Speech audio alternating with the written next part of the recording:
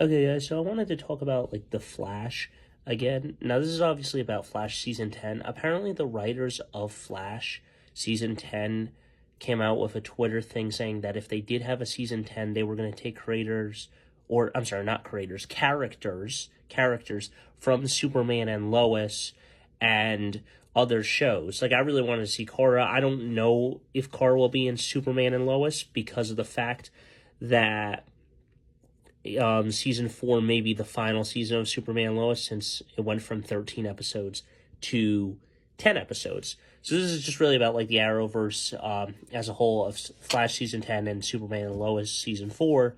I don't know if Melissa will come back. Also, the other actors are not going to be um, character regulars on the show anymore. So John Irons is not going to be on the show as much. Even I think General Lane is not going to be on the show as much, which apparently I don't know how I feel about that. With it only being focused on Jordan and Jonathan. I really want Jonathan to have powers, but we'll see what that happens. Now, the problem that I have with season 10 of The Flash is that the writers are saying that they were going to do Superman and Lois characters. But the problem here is that the writers of Superman and Lois, because of their stupidity and ignorance, decided to go lazy writing and say, oh, it's on a different Earth due to COVID pandemic, so we're not going to do Batwoman crossover. Oh, wait, sorry, Cora's in the Phantom Zone, and the actress had a child and also during the pandemic, so we're not going to do that and explain that it's on a different Earth. It still bugs me till this day from season 2 when they decanonized it from the Arrowverse, but had the same actor play John Diggle, which obviously made no sense to the story, because how can he be the same guy and them talking about Oliver Queen and all of that, and it just doesn't make a lot of sense. And also Superman and Lois, I'm glad that in this new season we finally got some much needed Metropolis scenes, because let me tell you, that show pissed me off. I was sick and tired of watching a Smallville 2.0 show. I don't hate Smallville, but we already know the guy can fly. What was the whole point of that? We know that his cousin would in that show is technically older than him and stuff.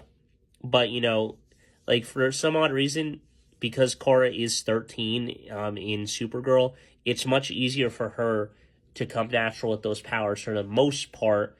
But, Superman's saving seems so much more natural. But again, I think that by saying all of this and putting it on Superman and Lois, I think it's a bad idea, because then, it'd have to be like a Jay Garrick type scenario with Stargirl. He'd have to run super fast, get them there, or they would have to figure out of putting the same Earths on the same frequency again. It'd just be very confusing. I don't know how the writers would get out of it. They would have to say, oh yeah, apparently something happened with Crisis again, and actually they are on the same Earth. We just felt like taking a break from the shows. And that's what they did. They didn't even give Barry and Cora a final goodbye in season 6 of Supergirl and in season 9 of The Flash. I was like, where the hell were those two great duo together? They were an awesome duo together, and the trio wasn't even reunited one last time. So I don't know what the hell the deal is with this Arrowverse stuff. Let me know in the comments. But guys, what do you think? The Superman and Lois BS. Do you think that them saying that, and then it was also like Lois getting cancer this season was like, oh, how did she get cancer? Oh yeah, because Crisis on Infinite Earths happened. So somehow with the radiation, kind of like Jane from Thor Love and Thunder, that's how she got cancer and stuff. I don't know. So a little lazy writing, but we'll see what happens in season 4 of SNL.